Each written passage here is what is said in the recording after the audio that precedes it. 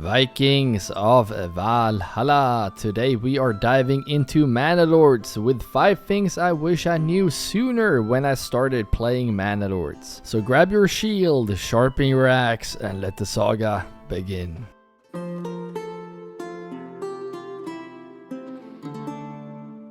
Always attack bandit camps as soon as they show up. If not, Hildebolt will attack them.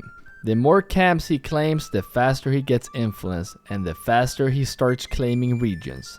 So if you don't want to start battling Hildebolt for regions early, I highly recommend that you push those bandit camps. I also recommend that you use at least 14 men, maybe even 16 men before taking out the first camp. Otherwise, you will likely lose all men to the outlaws. And a quick bonus tip, once you have taken out one camp, you can send the loot to the treasury, and you can from that point start using mercenaries every single time when the camps show up. That way your citizens will stay in the town, which will make the town more productive, and you won't get any fallen soldiers.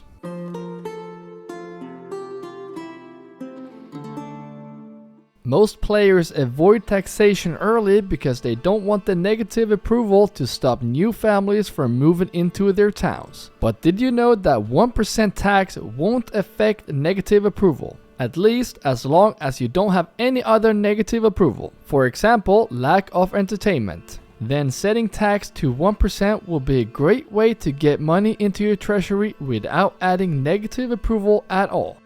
I know that 1% is a small amount of money, especially if you only have a few hundred regional wealth. But this is still a great way to keep the approval up and have new families join and still start stacking to the treasury.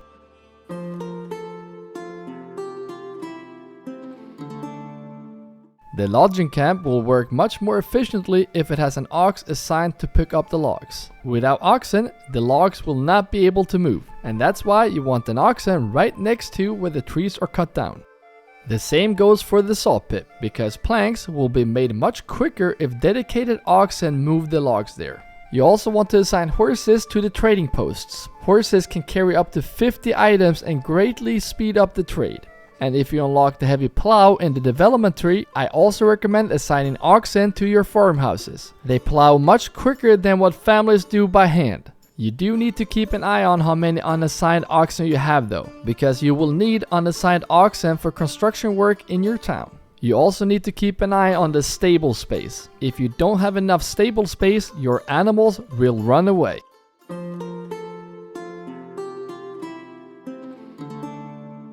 Walking in Manor Lords take time, which slows down the production. Therefore, you want to limit the amount of time your families are walking. It's much better to build their houses right next to their job and manually assign that specific family to the job. When you auto-assign, you might take a family that live across the town and has a huge walking distance to get to the job.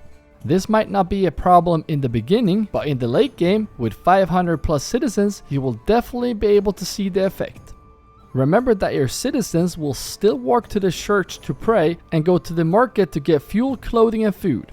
So spreading out multiple marketplaces and having multiple churches will also help a lot. Let me know in the comments one thing you wish you knew before you started playing Manor Lords. This might not just help me, but also other people reading that comment.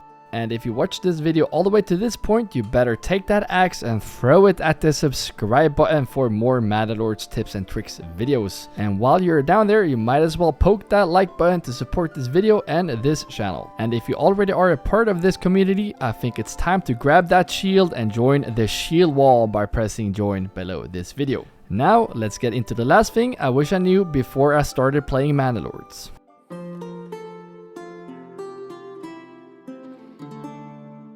We just talked about making your town more efficient by manually assigning. Take that one step further by micromanaging your storehouse and granary. This also might not feel important in the beginning, which it really isn't, but once the town grows big, you don't want granary workers from across your town to walk for days to pick up berries.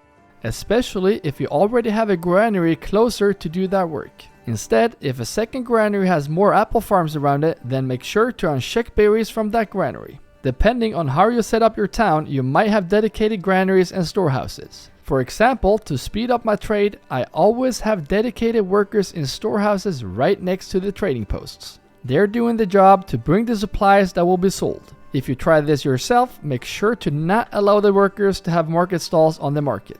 I have seen a crazy increase in money flow since I started doing this. The trading posts now only focus on going back and forth to the trading point, not going across your town to pick up the supplies. Whenever there is an update on Manor Lords, I release a video right away. So if you want to stay updated with Manor Lords, make sure to take that axe and throw it at the subscribe button. And I will see you in the next video.